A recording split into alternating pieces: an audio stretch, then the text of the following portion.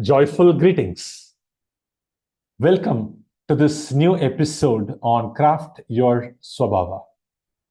I hope you would have gone through the earlier episode.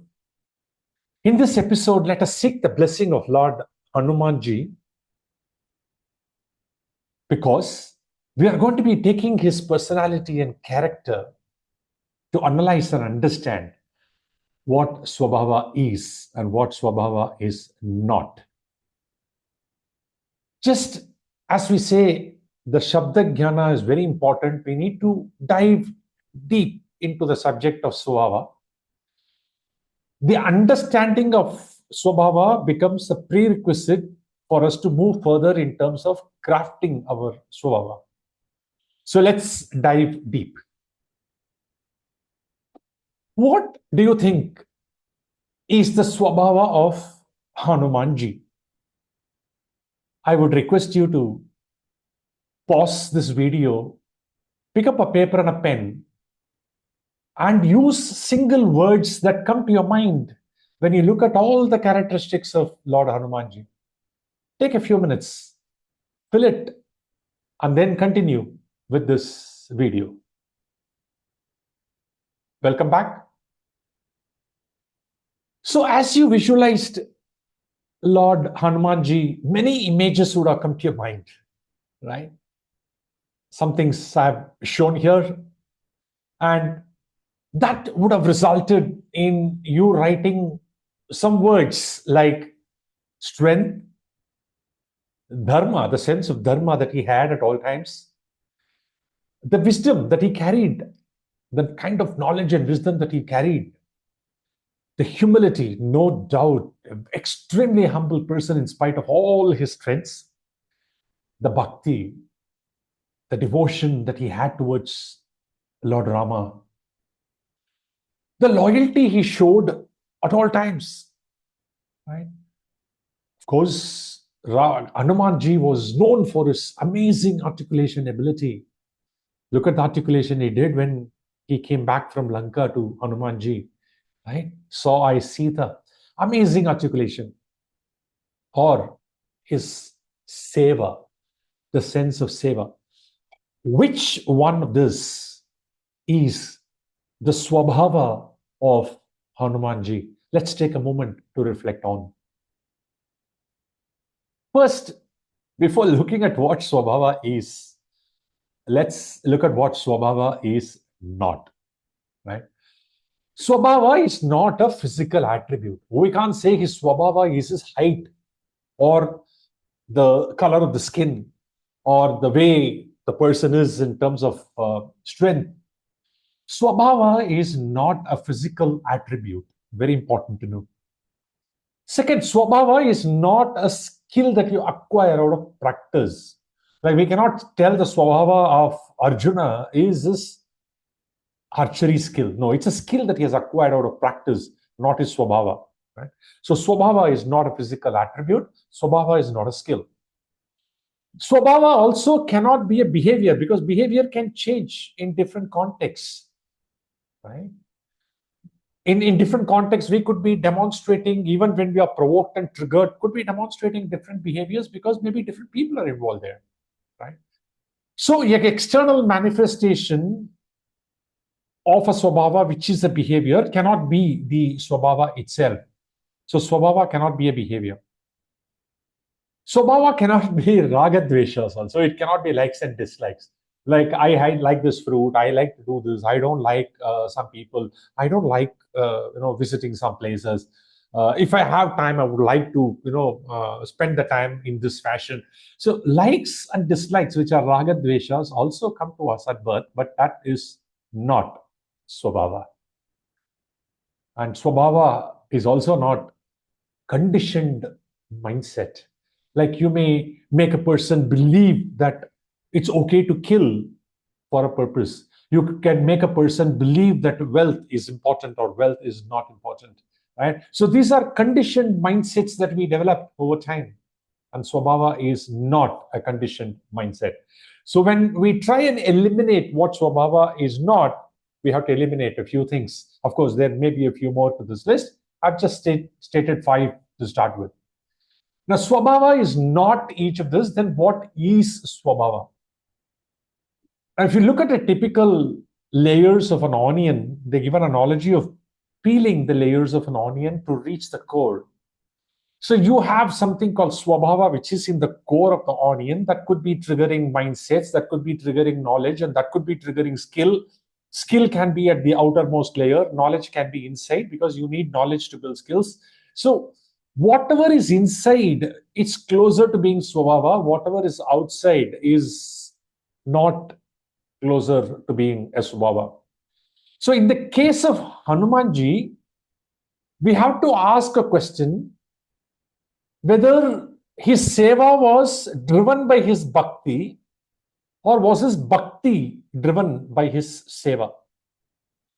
We have to think across various situations of Hanumanji, not just in the context of Ramayana, because Hanumanji being a Chiranjeevi was also there during Mahabharata. So you have to analyze Hanumanji in different contexts and find out what was driving what. Was his humility driving the bhakti or the bhakti driving the humility? Was his humility driving seva or seva was driving humility? Was his bhakti that drove him to become very knowledgeable and wise, or his wisdom made him make a choice of showing devotion? So when we start peeling the layers of onion and place different things in different layers based on our understanding of Hanumanji across different contexts, slowly we get to understand what is the Swabhava of Hanumanji. I'll give you some interesting situations. He was doing seva not only to Rama, he was doing seva to a lot of people who were injured in the army, in the war. He was doing seva to many people.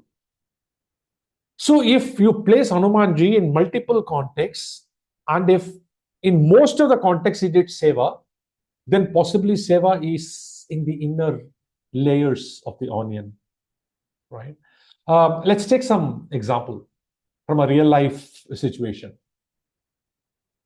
Suppose if I look at listening as an attribute, can I say listening is my swabhava? Now, it can be anything. Suppose I listen well in my home and don't listen well in office, or vice versa. Or even within my family, I listen to, say, parents, I don't listen to spouse, I don't listen to children. Or in office, I listen to my managers, I don't listen to my team members. I listen to my customers, but I don't listen to my vendors. So the more variation that happens across various contexts, then we can never say listening is a swabhava of a person, right? But if listening is indeed a swabhava of a person, then the first thing that you would notice, it is context independent. Across different contexts, the same attribute drives the behavior of people, right? Take Hanumanji, for example. The king of Kashi is being chased by Lord Rama in a war kind of situation. And he comes and meets mother of Hanumanji and says, please save me. And he doesn't say who's chasing. And Anjana Devi commits to him that, don't worry, my son will save you from whoever is troubling you. And she promptly tells Hanumanji that I've given this word, and so you please keep it up. So Hanumanji is guarding, and you have king of Kashi behind Hanumanji, and here comes the king. And the king is no other than Lord Rama himself. Now Hanumanji is in a dilemma. Now what should he do? Should I keep my word? Or should I just fall at the feet of Lord Rama and ask him to do whatever he thinks is right? Because I see him as a embodiment of dharma.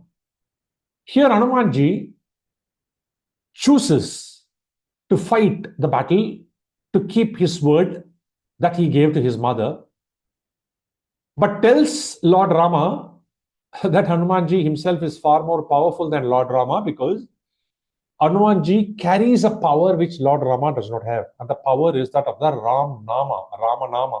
In fact, that is why in Ramayana, one of the key lessons is Rama Nama is more powerful than Rama himself. right? So it's a very interesting battle situation to understand that even there, even though he chose to fight Rama, the astra he uses is itself the bhakti towards Rama. And that's what he uses, right? So there can be several instances, or when he went to bring the herb to save Lakshmana, and he was confused which herb to bring. He was highly solution oriented. That's what we call in today's corporate terms, right? He's very solution oriented. He didn't complain that I didn't know which herb to bring. He brought the whole mountain, right? Because he didn't want Lord Rama to be sad, which might happen if the herb is not available made available at the right time, right?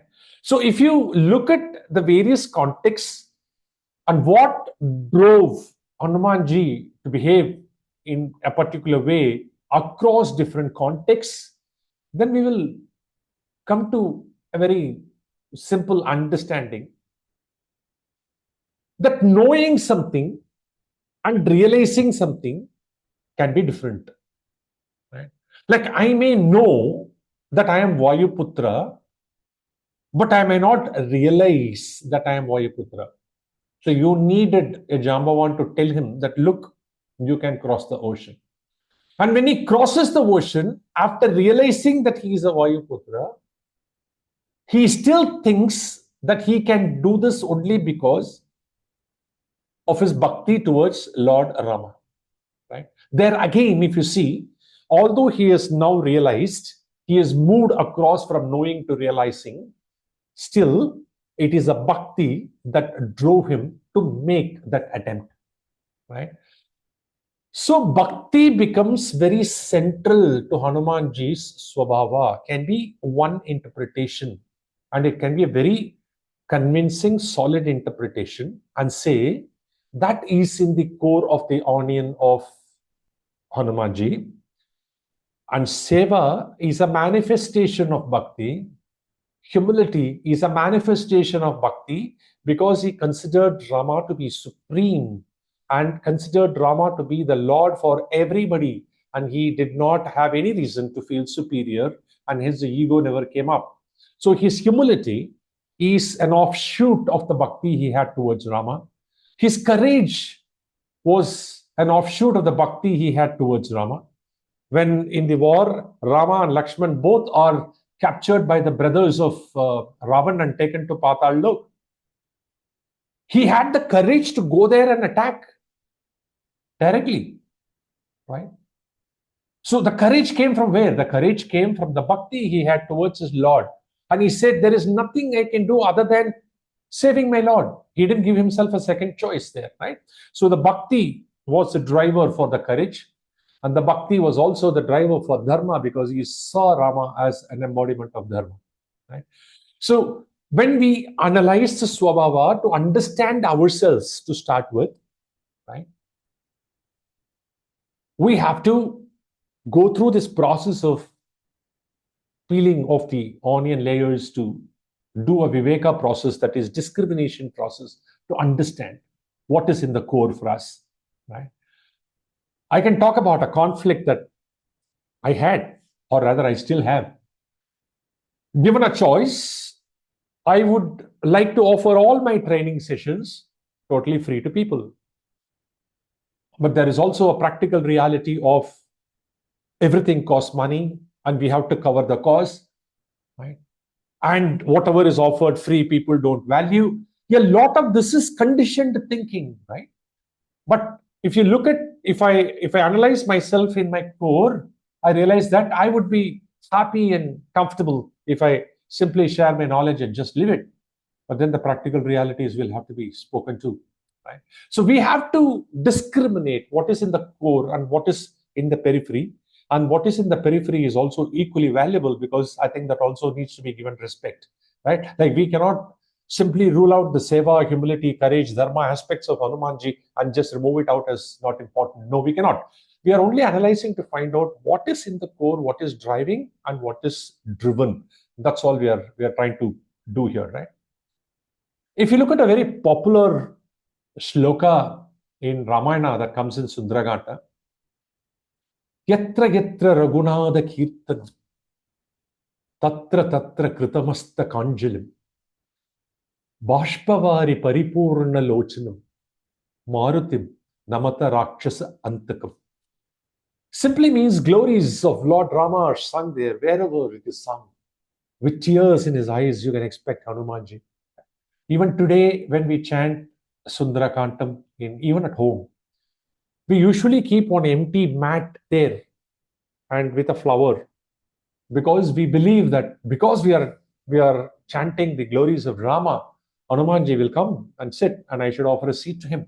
So an empty seat is kept, right? So the core of Hanumanji is the bhakti, right?